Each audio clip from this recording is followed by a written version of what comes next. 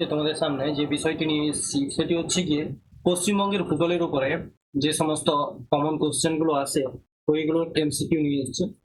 এখানে কিন্তু মিক্স থাকছে কোশ্চেন গুলো, অর্থাৎ পশ্চিমবঙ্গ ভূগোলে বিভিন্ন পোর্শন থেকে কোশ্চেন এখানে মিক্স থাকছে, চ্যাপ্টার ওয়াইজ কিন্তু নয়। তো চলো শুরু করা যাক। প্রথম যদি কোশ্চেনটা দেখো তাহলে হচ্ছে গিয়ে পশ্চিমবঙ্গের আয়তন কত। পশ্চিমবঙ্গের আয়তন হচ্ছে গিয়ে 88,752 বর্গ কিলোমিটার।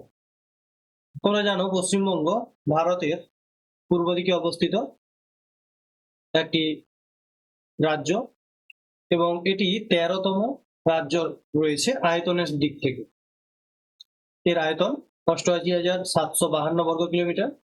আর যদি এক্ষেত্রে আরেকটা ফ্যাক্ট সেটা হচ্ছে গিয়ে, যদি তোমরা দেখো যে আয়তনের দিক থেকে সব থেকে বড় রাজ্য হচ্ছে গিয়ে, এখানে দেখতে পাচ্ছ এটা রয়েছে রাজস্থান। রাজস্থান কিন্তু আয়তনের দিক থেকে সব থেকে বড়।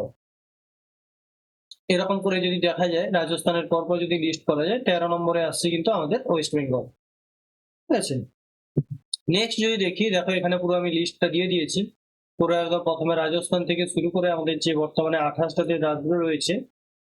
জম্মু কাশ্মীর এখন রাজ্যের স্ট্যাটাসটা হারিয়েছে। জম্মু কাশ্মীর যখন ছিল তখন কিন্তু পশ্চিমবঙ্গের অবস্থানটা ছিল 14 নম্বরে।